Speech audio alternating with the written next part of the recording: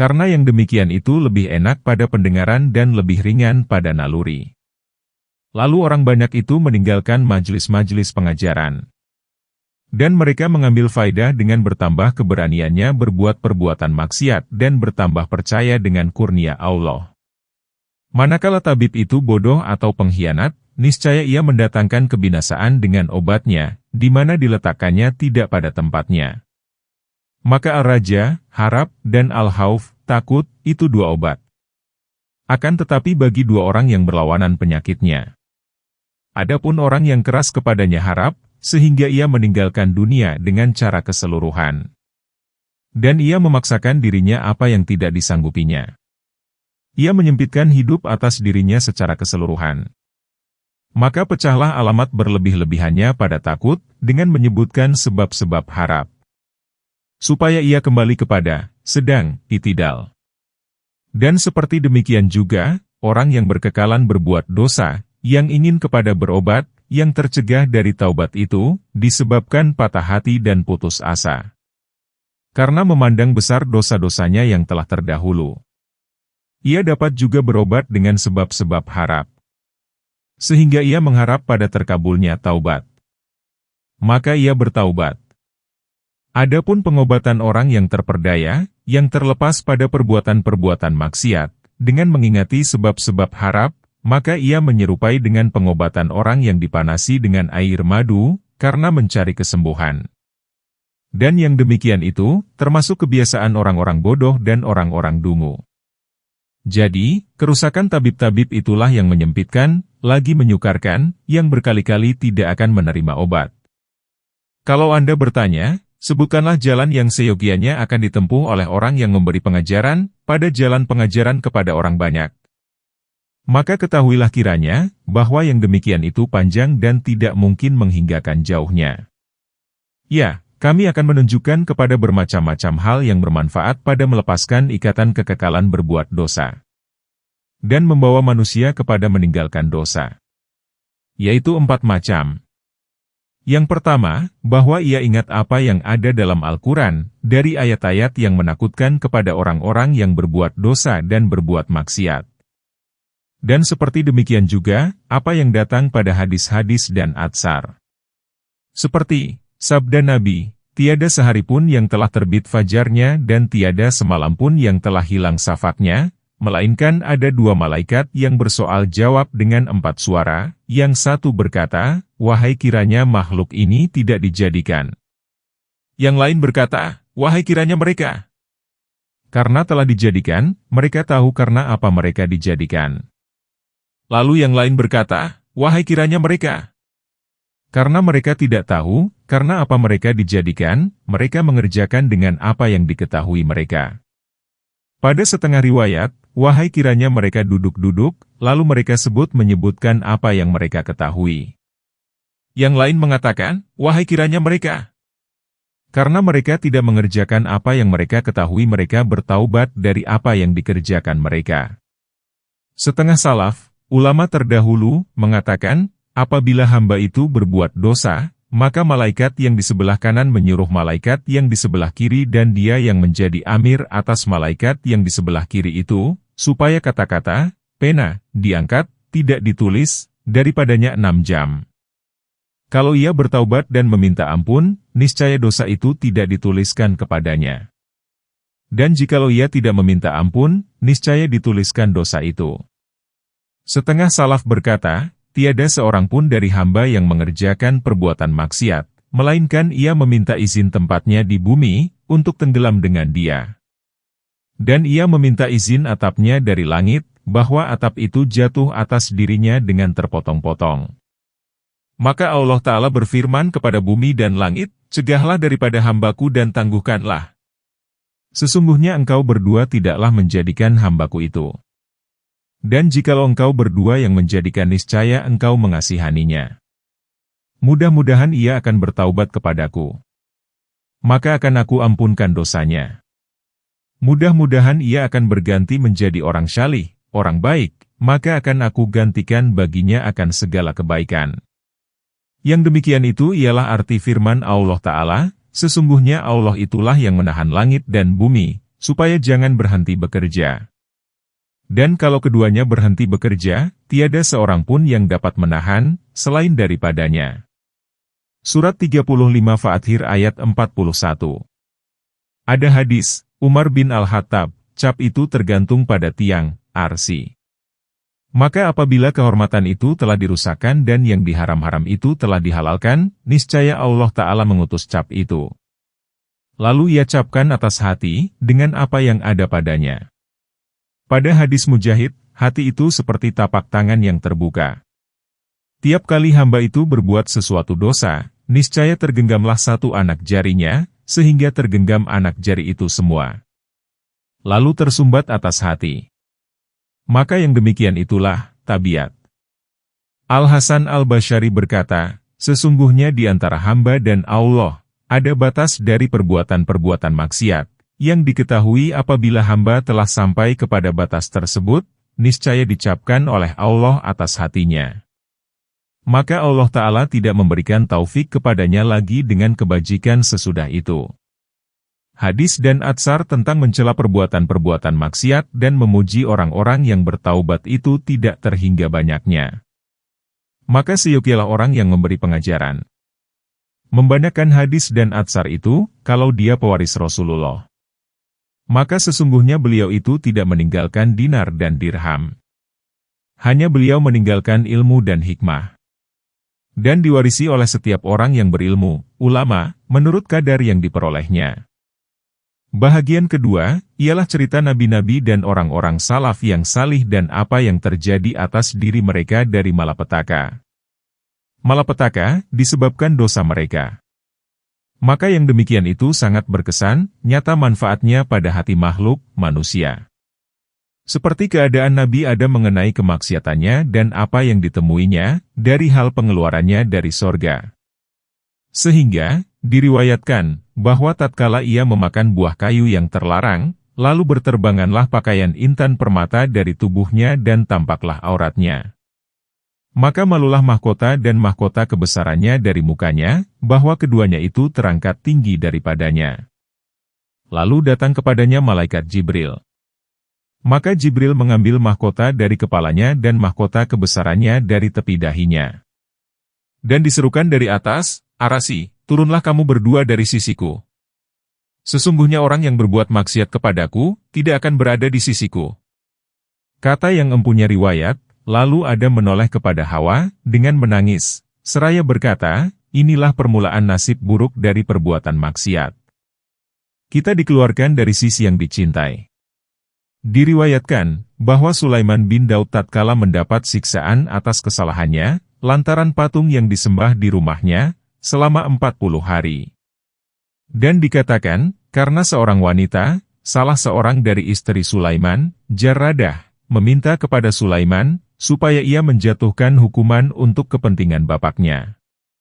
Lalu Sulaiman menjawab, boleh. Tetapi tidak dilaksanakannya. Dan menurut riwayat, bahkan Sulaiman suka dengan hatinya sendiri, bahwa hukuman itu demi untuk kepentingan bapak wanita, istrinya, itu. Terhadap musuhnya. Karena wanita tersebut mendapat kedudukan tersendiri pada Sulaiman, yang lebih dicintainya dari istri-istri yang lain. Maka kerajaannya dicabut selama 40 hari. Lalu Sulaiman lari berkelana dengan tidak bertujuan. Ia meminta pada orang dengan tapak tangannya yang terbuka. Tetapi orang tidak mau memberi makanan kepadanya. Apabila ia mengatakan, berilah aku makanan. Aku ini Sulaiman putra Daud. Lalu kepalanya dilukai, diusir dan dipukuli orang menurut cerita, bahwa Sulaiman itu meminta makanan pada rumah istrinya. Lalu istrinya itu mengusirnya dan meludahi mukanya. Pada suatu riwayat seorang wanita tua mengeluarkan kendi air, yang di dalamnya kencing. Lalu dituangkannya ke atas kepala Sulaiman. Sehingga Allah Ta'ala mengeluarkan sebentuk cincin dari perut ikan paus. Maka cincin itu dipakai oleh Sulaiman sesudah berlalu 40 hari, masa hukuman. Riwayat itu seterusnya, maka datanglah burung-burung, lalu dihinggap di atas kepalanya. Datanglah jin, setan dan binatang-binatang liar. Semuanya berkumpul dikelilinginya. Lalu meminta maaf kepada Sulaiman, sebahagian dari orang yang pernah berbuat aniaya kepadanya. Maka Sulaiman menjawab, aku tidak mencaci kamu tetapi apa yang kamu perbuat sebelumnya. Dan aku tidak memuji kamu tentang permintaan maafmu sekarang. Ini sesungguhnya adalah perintah dari langit. Dan tak boleh tidak daripadanya. Diriwayatkan, dalam riwayat-riwayat kaum Bani Israel, bahwa seorang laki-laki kawin dengan seorang wanita dari negeri lain. Lalu laki-laki tersebut mengutus budaknya untuk membawa wanita tadi kepadanya. Maka wanita tersebut membujuk diri budak tadi dan ia meminta budak itu bergaul dengan dia. Lalu budak tersebut melawan dengan sungguh-sungguh kehendak wanita itu dan ia memelihara dari dosa. Cerita itu seterusnya, maka Allah Ta'ala mengangkat budak itu menjadi nabi dengan barakah takwanya. Lalu ia menjadi seorang nabi pada kaum Bani Israel. Dalam kisah-kisah Musa ialah bahwa Musa berkata kepada Nabi Hitlir dengan apa engkau diperlihatkan dengan kepada alam gaib? Nabi Hitlir menjawab, dengan sebab aku meninggalkan semua perbuatan maksiat karena Allah Ta'ala. Diriwayatkan, bahwa angin itu berjalan dengan Nabi Sulaiman lalu Nabi Sulaiman itu memandang kepada baju kemejanya sejenak dan baju itu adalah baju baru. Maka Nabi Sulaiman seakan-akan merasa bangga dengan bajunya itu. Riwayat tadi seterusnya, lalu angin itu memakaikan baju tadi kepada Sulaiman maka Sulaiman bertanya, mengapa engkau berbuat ini dan aku tidak menyuruh engkau? Angin itu menjawab, kami sesungguhnya taat kepada engkau, apabila engkau taat kepada Allah. Diriwayatkan, bahwa Allah Ta'ala menurunkan wahyu kepada Nabi Yakub, tahukah engkau, mengapa aku ceraikan engkau dari anak engkau Yusuf? Nabi Yakub menjawab, tidak. Allah Ta'ala berfirman, karena engkau mengatakan kepada saudara-saudaranya, aku takut Yusuf itu dimakan nanti oleh serigala dan engkau semua lengah. Mengapa engkau takut serigala kepadanya dan engkau tiada mengharap kepadaku?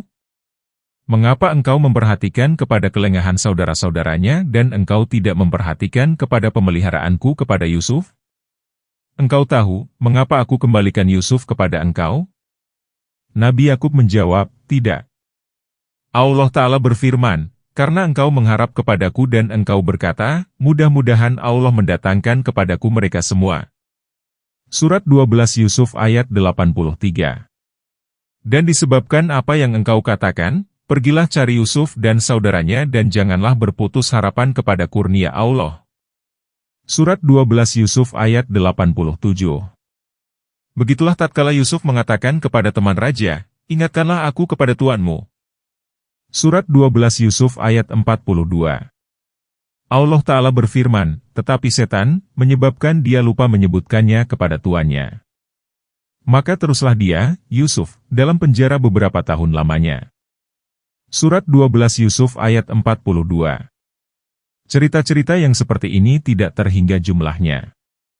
Dan tidak dikemukakan oleh Al-Quran dan hadis-hadis untuk diperbincangkan waktu duduk-duduk pada malam hari. Akan tetapi maksudnya adalah untuk menjadi ibarat dan direnungkan dengan mata hati. Supaya diketahui bahwa para nabi-nabi tidak dibiarkan dari mereka tentang dosa-dosa kecil. Maka bagaimana dibiarkan dari orang-orang yang bukan mereka tentang dosa-dosa besar? Benar adalah kebahagiaan mereka tentang disegerakan dengan siksaan dan tidak dilambatkan sampai nanti di akhirat. Dan orang-orang yang durhaka itu dilambatkan siksanya, supaya mereka tambah berdosa. Dan karena azab di akhirat itu lebih keras dan lebih besar. Maka ini juga termasuk hal yang seyogyanya banyak jenisnya. Pada pendengaran orang-orang yang berkekalan berbuat dosa. Maka itu adalah bermanfaat pada menggerakkan panggilan-panggilan taubat. Bagian ketiga, bahwa tetaplah pada mereka. Bahwa penyegeraan siksaan di dunia itu akan terjadi atas segala dosa. Dan bahwa setiap yang ditimpakan atas hamba dari segala musibah, maka adalah disebabkan penganiayaan-penganiayaannya. Maka kerap kali hamba itu memandang engkau urusan akhirat. Dan ia takut dengan siksaan Allah di dunia itu lebih banyak, karena terlalu bodohnya. Maka seyogialah ia ditakutkan dengan yang demikian itu. Bahwa dosa-dosa itu seluruhnya akan disegerakan di dunia keburukannya pada kebanyakan hal. Sebagaimana diceritakan tentang kisah Daud dan Sulaiman. Sehingga kadang-kadang menjadi sempit atas hamba itu rezekinya. Disebabkan dosa-dosanya. Kadang-kadang kedudukannya jatuh dari hati manusia dan ia dikuasai oleh musuh-musuhnya. Nabi bersabda, hamba itu sesungguhnya akan tidak diberikan rezeki, disebabkan dosa yang diperbuatnya. Ibnu Mas'ud mengatakan, aku sesungguhnya menduga, bahwa hamba itu akan lupa kepada pengetahuannya, disebabkan dosa yang diperbuatnya. Dan itu adalah maksud sabda Nabi, barang siapa mengerjakan suatu dosa, niscaya ia akan bercerai dengan akal, ilmu-nya. Yang tiada akan kembali kepadanya untuk selama-lamanya. Sebagian salaf, ulama terdahulu, mengatakan, tidaklah laknat, kena kutukan, itu hitam pada muka dan kurang pada harta. Sesungguhnya laknat itu, tidak akan keluar dari suatu dosa, melainkan dia telah terjatuh pada dosa yang seperti dosa itu atau lebih jahat daripadanya. Dan itu adalah seperti yang dikatakan oleh sebagian salaf. Karena laknat itu, ialah pengusiran dan penjauhan. Maka apabila tiada diberi taufik kepada kebajikan dan disukakan kepadanya kejahatan, niscaya ia telah dijauhkan. Dan diharamkan rezeki taufik itu adalah pengharaman yang terbesar. Dan setiap dosa itu sesungguhnya mengajak kepada dosa yang lain dan akan berlipat ganda. Lalu hamba itu dengan sebab tersebut tidak memperoleh rezeki yang bermanfaat dari duduk-duduk dengan ulama-ulama yang menantang dosa-dosa dan dari duduk-duduk dengan orang-orang syalih. Akan tetapi ia akan dikutuk oleh Allah Ta'ala karena ia dikutuk oleh orang-orang syalih. Diceritakan dari sebagian orang-orang yang berilmu mengenal Allah Ta'ala, bahwa beliau berjalan kaki dalam lumpur dengan mengumpulkan kain-kainnya menjaga dari tergelincir kakinya. Lalu kakinya tergelincir dan ia jatuh. Maka ia bangun berdiri dan terus berjalan kaki di tengah-tengah lumpur itu dan menangis, seraya mengatakan, inilah contohnya hamba Allah yang senantiasa menjaga diri daripada dosa dan menjauhkannya. Lalu ia jatuh dalam suatu dosa dan dua dosa. Maka di sisi dosa-dosa itu, ia termasuk lagi dalam dosa-dosa. Itu adalah isyarat, bahwa dosa-dosa itu akan segera siksaan dengan berhela kepada dosa-dosa yang lain. Dan karena itulah, Al-Fudail bin Iyal mengatakan, sesungguhnya aku, tidak mengingkari dari perubahan zaman dan kemasaman muka teman-teman. Maka dosa-dosamu mewariskan yang demikian kepadamu. Yang lain mengatakan pula, aku sesungguhnya mengetahui siksaan dosa itu pada jahat perangainya keledaiku. Yang lain berkata, aku mengetahui siksaan sehingga pada tikus rumahku. Setengah kaum sufi negeri Syam mengatakan, aku memandang kepada seorang anak laki-laki Nasrani, yang cantik mukanya. Lalu aku berhenti memandang kepadanya. Maka lalulah dekatku Ibnul Jala, Ad-Damsyiki. Lalu ia memegang tanganku. Maka aku malu kepadanya, seraya aku berkata, hai ayah Abdullah. Subhanallah. Aku merasa takjub dari bentuk yang cantik ini dan bikinan yang kokoh ini bagaimana ia dijadikan untuk api neraka? Lalu Ibnul Jala, menggenggam tanganku, seraya mengatakan, engkau sesungguhnya akan memperoleh siksaannya sesudah seketika nanti. Sufi tersebut meneruskan ceritanya, maka aku disiksakan dengan sebab dosa tersebut, sesudah 30 tahun kemudian. Abu Sulaiman Ad-Darani mengatakan, al-ihtilam, bermimpi, sehingga mengeluarkan mani, itu suatu siksaan. Abu Sulaiman Ad-Darani meneruskan, tiada seseorang pun akan luput dari sholat jamaah, selain dari dosa yang diperbuatnya. Pada hadis, yang berbunyi, apa yang kamu tantang dari zamanmu, maka adalah dengan apa yang kamu rubah dari perbuatanmu. Pada hadis, Allah Ta'ala berfirman, sesungguhnya sekurang-kurang apa yang aku perbuat kepada hambaku, apabila ia mengutamakan nafsu syahwatnya daripada berbuat taat kepadaku, ialah aku haramkan, kelezatan bermunajah, bercakap-cakap dengan aku. Diceritakan dari Ibnu Amir bin Ulwan, pada suatu kisah yang panjang ceritanya, di mana Ibnu Amir bin Ulwan itu menerangkan dalam ceritanya, adalah aku pada suatu hari berdiri mengerjakan sholat. Lalu bercampurlah hatiku dengan kecenderungan nafsu, yang lama aku terbawa kepadanya dengan pikiranku. Sehingga terjadi daripadanya, nafsu syahwat laki-laki. Lalu aku jatuh tersungkur ke bumi. Tubuhku hitam seluruhnya. Maka aku menutup diri di rumah. Tiada aku keluar rumah selama 3 hari. Aku mengobatinya dengan mandi pada sumur air panas dengan sabun. Maka semakin bertambah hitam tubuhku. Sehingga aku menampakkan diri sesudah 3 hari. Maka aku bertemu dengan Al-Junaid, ia telah menghadapkan mukanya kepadaku. Lalu ia minta datang aku di Arika, suatu negeri di Irak. Maka tatkala aku mendatanginya itu, ia berkata kepadaku, apakah engkau tidak malu kepada Allah Ta'ala? Engkau berdiri di hadapannya lalu engkau gembirakan diri engkau dengan nafsu syahwat. Sehingga nafsu itu menguasai engkau dengan halus. Dan nafsu itu mengeluarkan engkau dari hadapan Allah Ta'ala? Maka jikalau tidaklah aku berdoa kepada Allah Ta'ala bagi engkau dan aku minta taubat kepadanya untuk engkau, niscaya engkau menemui Allah Ta'ala dengan warna yang demikian. Ibnu Amir bin Ulwan mengatakan, aku sangat heran, bagaimana ia tahu yang demikian. Sedang dia itu di Baghdad dan aku di Arikah. Ketahuilah kiranya, bahwa tidaklah seorang hamba itu berbuat suatu dosa, melainkan akan hitam wajah hatinya. Kalau ia orang berbahagia, niscaya warna hitam itu akan kelihatan pada yang terang di tubuhnya, supaya ia takut. Dan kalau ia tiada orang berbahagia, niscaya disembunyikan warna hitam itu. Sehingga ia binasa dan harus memperoleh neraka. Hadis-hadis itu banyak tentang bahaya dosa di dunia dari kemiskinan, kesakitan dan lain-lain. Bahkan dari celakanya dosa di dunia atas keseluruhannya, ialah dosa itu mengusahakan sesudahnya akan sifatnya. Kalau ia mendapat percobaan dengan sesuatu, niscaya adalah itu siksaan baginya. Dan ia tidak memperoleh keelokan rezeki, sehingga berlipat gandalah kesengsaraannya. Dan kalau ia memperoleh nikmat, maka itu adalah suatu penipuan baginya. Dan ia tidak akan memperoleh keindahan syukur. Sehingga ia akan disiksakan atas kehidupannya, tidak bersyukur.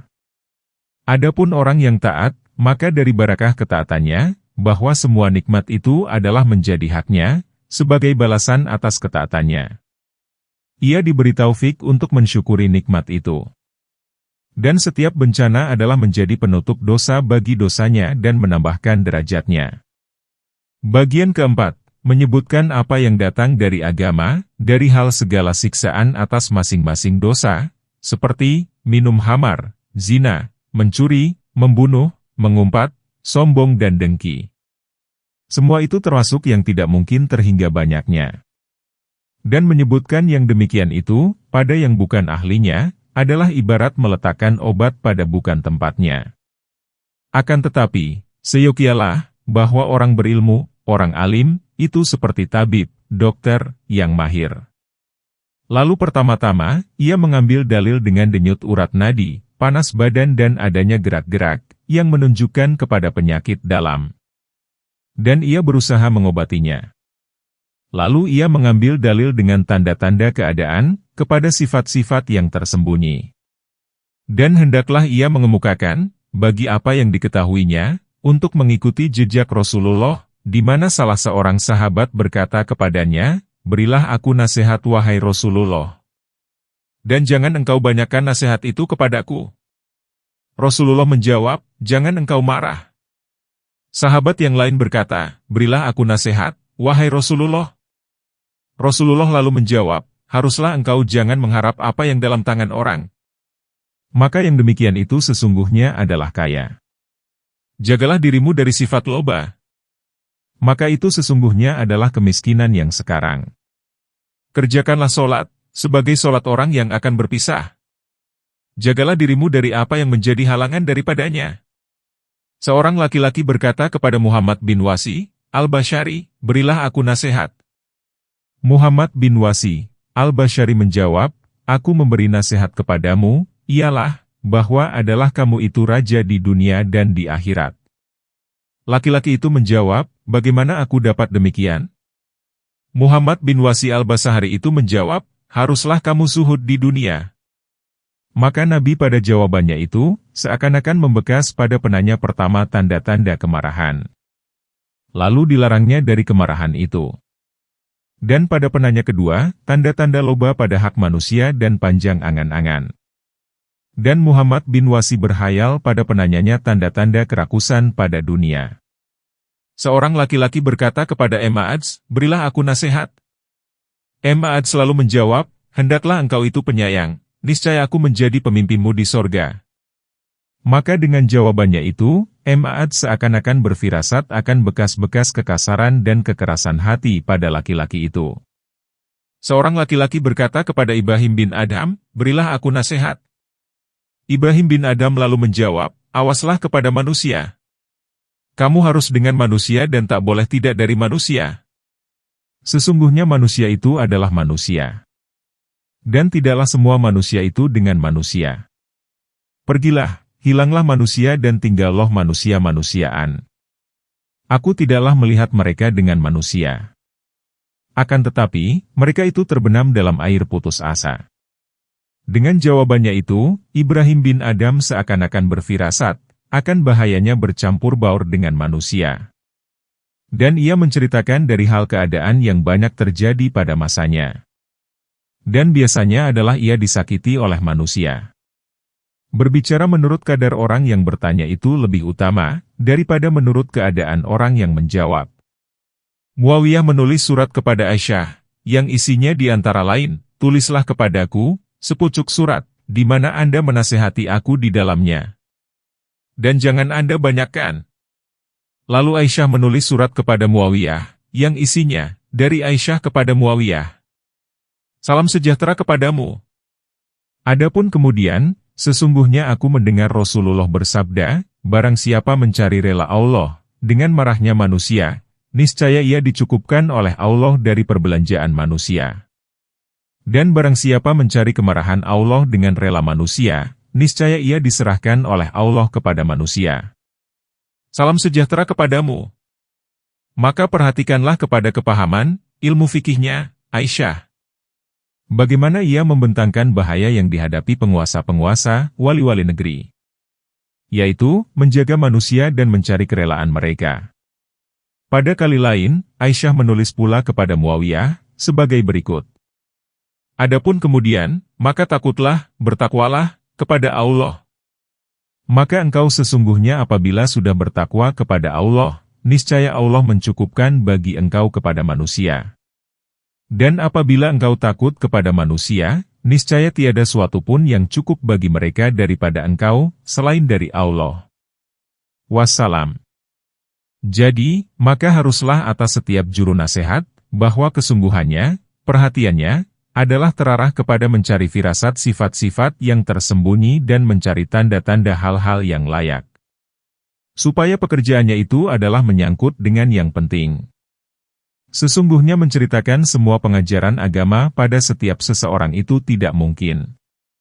Dan menyibukkan diri dengan memberi pengajaran, dengan apa yang tidak diperlukan mengajarinya itu, adalah membuang-buang waktu. Kalau Anda bertanya, jikalau juru nasihat itu berbicara pada kumpulan manusia, di hadapan manusia banyak, atau ia diminta oleh orang yang tidak mengetahui keadaan batinnya, supaya memberi pengajaran kepadanya, maka bagaimana ia berbuat? Ketahuilah kiranya, bahwa jalannya pada yang demikian itu, ialah supaya ia memberi pengajaran kepada orang tersebut, menurut apa yang terdapat persamaan di antara seluruh manusia, yang diperlukannya. Ada kalanya di atas umumnya yang demikian atau menurut yang kebanyakan. Sesungguhnya pada ilmu-ilmu syara itu, adalah makanan dan obat-obatan. Maka makanan itu, adalah bagi seluruh manusia. Dan obat-obatan itu bagi orang-orang yang sakit. Contohnya, ialah, apa yang diriwayatkan, bahwa seorang laki-laki berkata kepada Abi Sa'id al-Khudri, "Berilah aku nasihat." Abi Sa'id al-Khudri menjawab, "Haruslah engkau bertakwa kepada Allah, Azza wa Jalla. Karena takwa itu, adalah kepala tiap-tiap kebajikan. Dan haruslah engkau berjihad. Karena jihad itu adalah jalan pertapaan Islam. Haruslah engkau berpegang teguh dengan Al-Quran. Karena Al-Quran itu sinar bagi engkau pada penduduk bumi dan zikir, peringatan, bagi engkau pada penduduk langit. Haruslah engkau berdiam diri, kecuali dari kebajikan. Sesungguhnya engkau dengan yang demikian itu, dapat mengalahkan setan. Seorang laki-laki berkata kepada Al-Bashari, berilah aku nasihat. Al-Hasan Al-Bashari lalu menjawab, muliakanlah perintah Allah, niscaya Allah memuliakan engkau.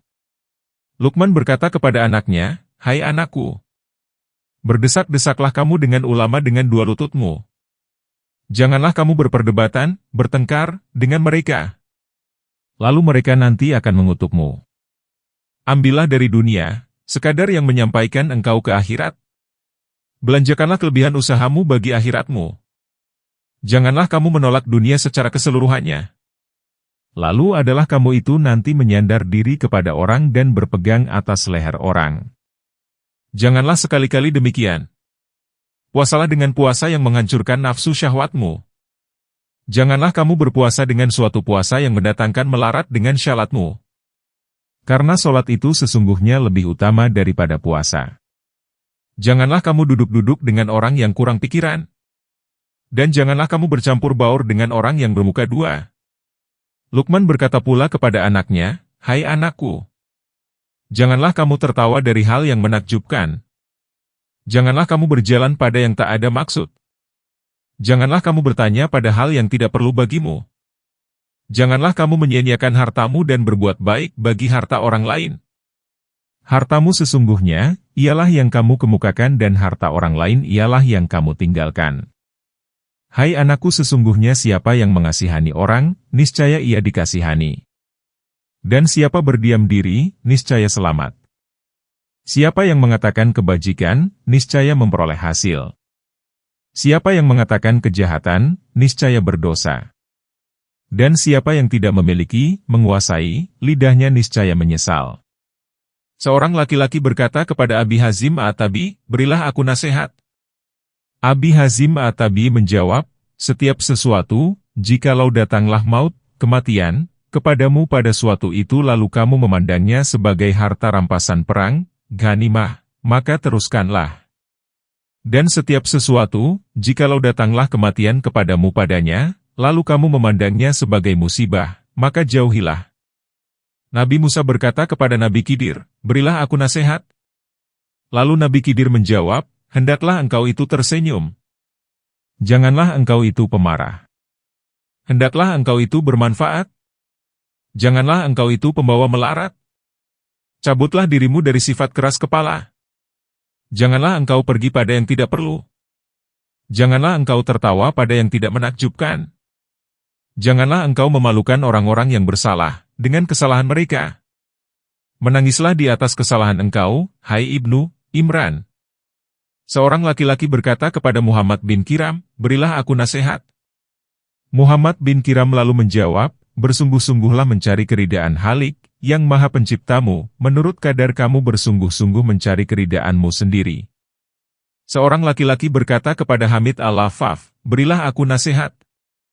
Hamid Al-Lafaf menjawab, buatlah bagi agamamu itu suatu sampul, seperti sampulnya Al-Masyaif, Al-Quran, daripada dikotorkan oleh bahaya-bahaya. Laki-laki tersebut bertanya, apakah sampul agama itu? Hamid Al-Lafaf menjawab, meninggalkan mencari dunia, selain yang tidak boleh tidak. Meninggalkan banyak perkataan, selain pada yang tidak boleh tidak. Meninggalkan bercampur baur dengan manusia, selain pada yang tidak boleh tidak. Al-Hasan Al-Bashari menulis surat kepada Khalifah Umar bin Abdul Aziz. Adapun kemudian, maka takutlah dari apa yang dipertakutkan oleh Allah. Berhati-hatilah daripada apa yang disuruh berhati-hati oleh Allah. Dan ambillah dari apa yang dalam dua tangan engkau, untuk apa yang di hadapan engkau. Maka ketika mati, akan datang kepada engkau berita yang yakin. Wassalam. Umar bin Abdul Aziz menulis surat kepada Al-Hasan Al-Bashari, meminta kepada Al-Hasan Al-Bashari supaya menasehatinya. Lalu Al-Hasan Al-Bashari membalas surat Umar bin Abdul Aziz, sebagai berikut. Adapun kemudian, maka sesungguhnya huru-hara yang terbesar dan hal keadaan yang sangat tidak baik, ialah yang di hadapan engkau. Dan tak boleh tidak bagi engkau daripada menyaksikannya yang demikian. Ada kalanya dengan mendapat kelepasan dan ada kalanya dengan kebinasaan. Dan ketahuilah, bahwa orang yang mengadakan perhitungan terhadap dirinya sendiri, niscaya ia beruntung. Dan orang yang lengah daripadanya, niscaya ia merugi. Dan siapa yang memperhatikan kepada akibat sesuatu, niscaya ia lepas dari bahaya. Siapa yang menuruti hawa nafsunya, niscaya ia sesat. Siapa yang penyantun, niscaya memperoleh. Siapa yang takut, niscaya mendapat keamanan. Siapa yang merasa aman, niscaya dapat mengambil ibarat. Siapa yang dapat mengambil ibarat, niscaya dapat melihat dengan mata hati. Siapa yang dapat melihat dengan mata hati, niscaya dapat memahami. Dan siapa yang dapat memahami, niscaya mengetahui. Maka apabila engkau tergelincir, lalu kembalilah. Apabila engkau menyesal, maka cabutlah dari perbuatan itu. Apabila engkau tidak tahu, maka bertanyalah. Dan apabila engkau marah, maka tahanlah. Mutrif bin Abdillah menulis surat kepada Umar bin Abdul Aziz sebagai berikut, adapun kemudian, maka dunia itu sesungguhnya negeri siksaan. Dan untuk dunia dikumpulkan oleh orang tak berakal. Dengan dunia tertipu orang tidak mempunyai ilmu. Maka hendaklah engkau dalam dunia itu, wahai Amirul Mukminin, seperti orang yang mengobati lukanya. Ia bersabar atas bersangatan pedihnya obat, karena ia takut dari akibatnya penyakit. Umar bin Abdul Aziz menulis surat kepada Uda bin Artah, sebagai berikut adapun kemudian, maka dunia itu sesungguhnya musuh wali-wali Allah dan musuh-musuh Allah. Adapun wali-wali Allah, maka dunia itu membuat mereka kalang kabut. Adapun musuh-musuh Allah, maka dunia itu menipu mereka. Umar bin Abdul Aziz menulis surat kepada sebahagian pegawai-pegawainya, sebagai berikut adapun kemudian, maka sesungguhnya memungkinkan engkau mampu berbuat zalim kepada hamba-hamba Allah. Maka apabila engkau bercita-cita berbuat zalim terhadap seseorang, maka ingatlah akan kekuasaan Allah atas engkau. Dan ketahuilah, bahwa engkau tidak datang sedikit pun kepada manusia, melainkan yang sedikit itu hilang dari mereka dan kekal atas diri engkau. Dan ketahuilah, bahwa Allah, Azza wa Jalla mengambil untuk orang-orang yang dizalimi, dari orang-orang yang zalim. Wassalam. Maka begitulah siokianya pengajaran bagi orang awam. Dan pengajaran bagi orang yang tidak tahu akan kehususan kejadiannya. Pengajaran-pengajaran tersebut adalah seperti makanan, yang keseluruhan manusia berkongsi mengambil manfaatnya. Dan karena tidak adanya juru-juru pengajaran seperti mereka itu, maka tertutuplah pintu pengajaran. Menanglah perbuatan-perbuatan maksiat dan berkembanglah kerusakan. Dan manusia mendapat percobaan dengan juru-juru pengajaran yang menghiasi pidatonya dengan sajak-sajak dan bernyanyi dengan rangkuman-rangkuman pantun. Mereka memaksakan dirinya menerangkan apa yang tidak ada pada keluasan ilmunya.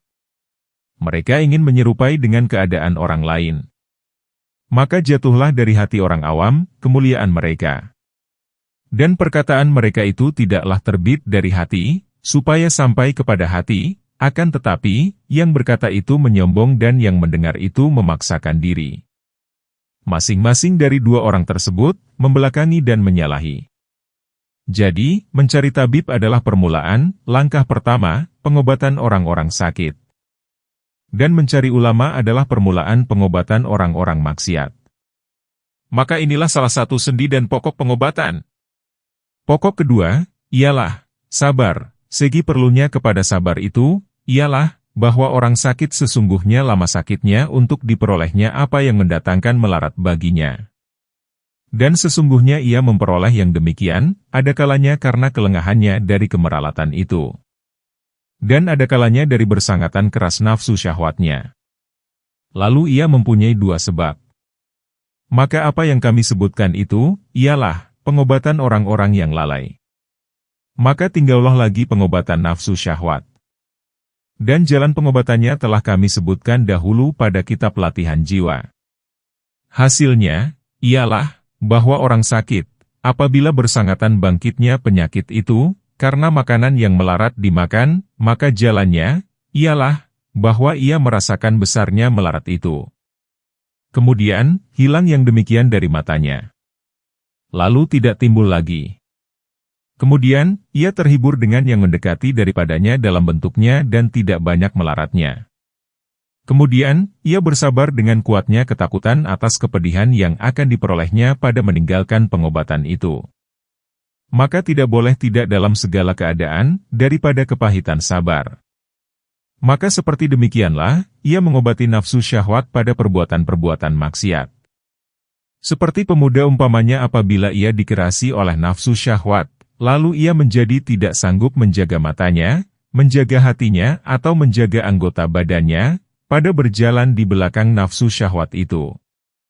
Maka seyogialah bahwa ia merasakan akan melaratnya dosa, dengan ia menyelidiki hal-hal yang menakutkan, yang datang padanya dari kitab Allah Ta'ala dan sunnah Rasul-Nya. Apabila telah bersangatan takutnya, niscaya ia menjauhkan diri dari sebab-sebab yang mengobarkan nafsu syahwatnya. Dan yang mengobarkan nafsu syahwat itu dari luar, ialah adanya yang diinginkan itu dan memandang kepadanya.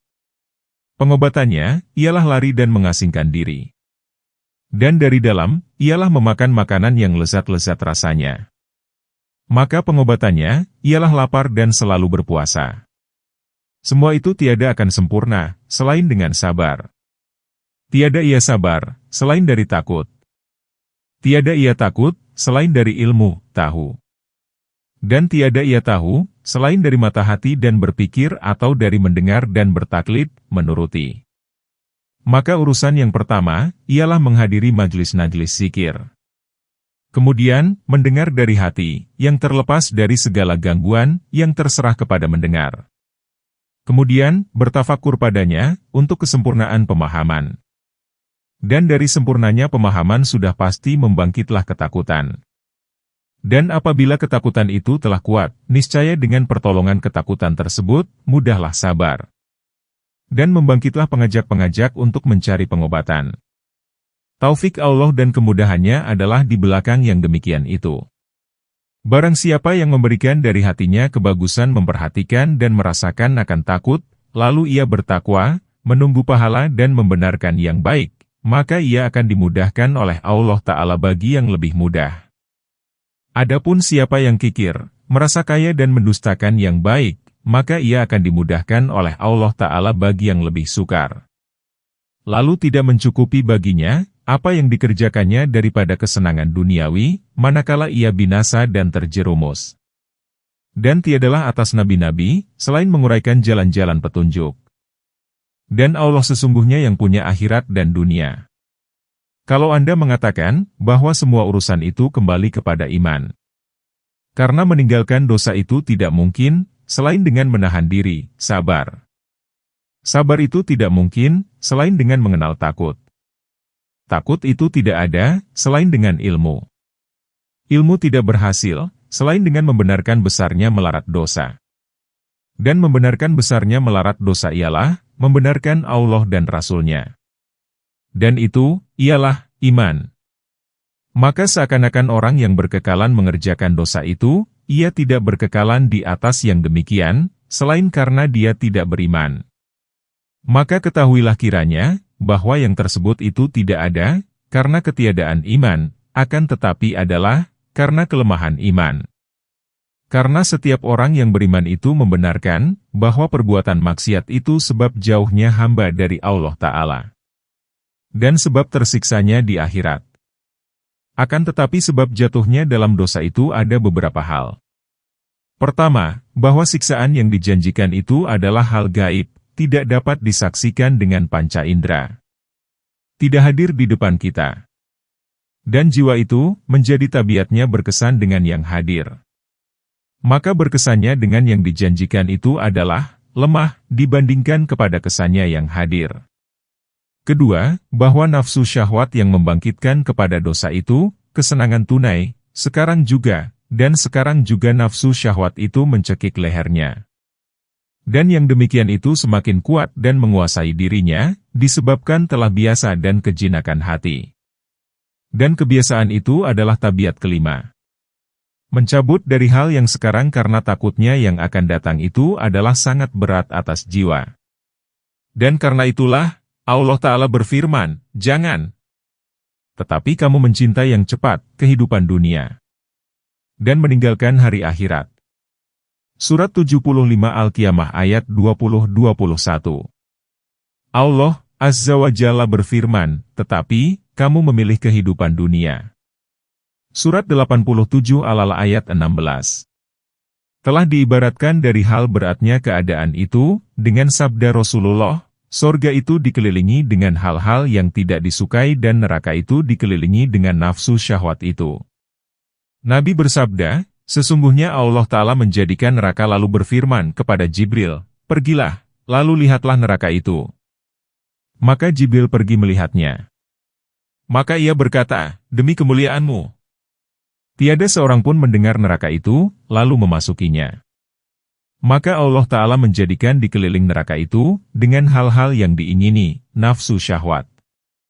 Kemudian, ia berfirman kepada Jibril, pergilah, lalu lihatlah neraka itu. Lalu Jibril pergi melihatnya. Maka ia berkata, demi kemuliaanmu.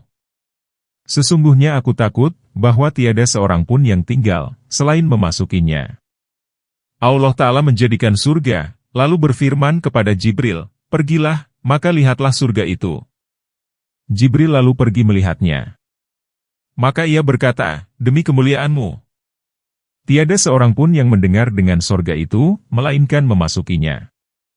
Maka Allah Ta'ala menjadikan dikeliling surga itu, dengan hal-hal yang tidak disukai. Kemudian Allah Ta'ala berfirman kepada Jibril, pergilah, maka lihatlah surga itu. Lalu Jibril pergi melihatnya.